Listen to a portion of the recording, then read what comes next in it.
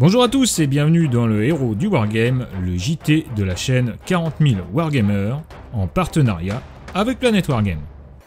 Cette semaine, au sommaire de votre JT du hobby, un retour sur Warhammer Plus et quelques infos sur la chaîne Demandez le programme.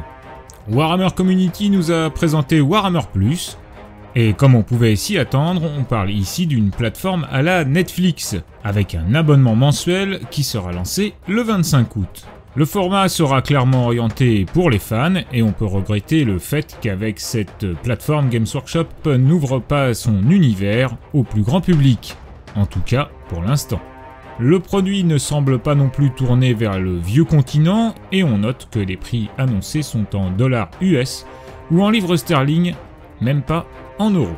Pas d'infos non plus sur une possible traduction des contenus en français. Bref, amis de l'Hexagone, vous n'êtes clairement pas la cible.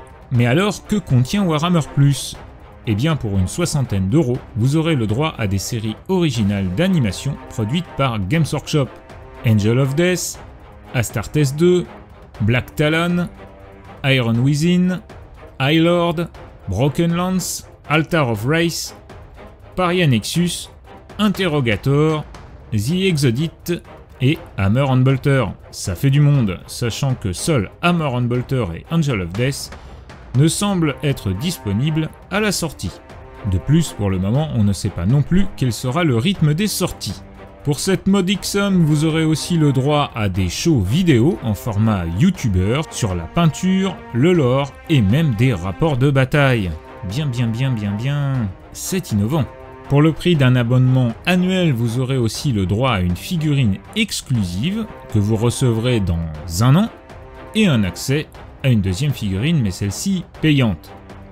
Via l'application Warhammer qui sera comprise dans l'abonnement, vous aurez aussi accès à une vaste bibliothèque digitale des anciennes publications Warhammer 40 000 et AOS comme Gathering Storm et les White Dwarfs de 2020.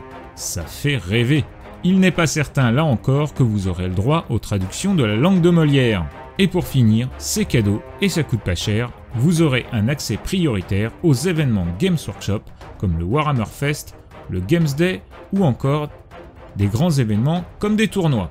Franchement, le point d'achoppement est simple, si ce n'est pas en français, ça risque d'être compliqué. Bien sûr, on a envie de se régaler avec les séries animées de type Astartes, mais de là à investir pour un contenu qui ne nous est clairement pas destiné, autant aller se faire fouetter dans les arènes de Comorragh. Pour nous, c'est une énorme déception, d'autant que la firme de Nottingham emploie de nombreux Européens tant dans son staff que dans ses développeurs. Cependant, on peut garder l'espoir que si cela fonctionne aux US, ce qui est loin d'être certain, Games Workshop pense enfin à se tourner vers le vieux monde.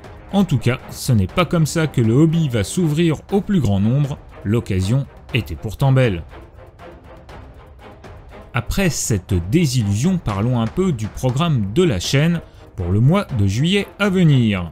40K Wargamers TV a passé les 3000 abonnés, et nous en sommes ravis, et avec la permission des hauts seigneurs de Terra, nous allons prendre 15 jours de vacances pour souffler un peu et recharger les batteries. Il n'y aura donc pas de JT la semaine du 12 juillet et pas non plus de Prime YouTube le 6. Pour autant, nous ne vous abandonnons pas et on se retrouve le 20 juillet pour un rapport de bataille Warhammer Battle V8 à la découverte du vieux monde.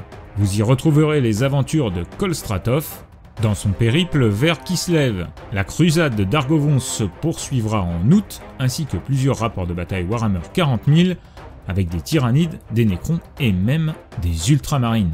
Depuis un an, 40K Wargamers TV, c'est plus de 90 vidéos que nous avons produites et partagées avec vous, 160 000 vues, 30 000 heures de visionnage, et en attendant de nous retrouver en juillet, nous voulions encore vous remercier pour votre soutien et vos commentaires bienveillants. Remerciements aussi à nos partenaires, et surtout, merci à nos tipeurs, sans qui rien ne serait possible. Voilà, ce numéro du Héros du Wargame est maintenant terminé, merci de l'avoir suivi. N'oubliez pas de mettre un petit pouce en l'air, de vous abonner à la chaîne et de la partager autour de vous. Je vous rappelle que vous pouvez aussi soutenir la chaîne sur son Tipeee, car plus que jamais, sans maîtrise, la chagate n'est rien.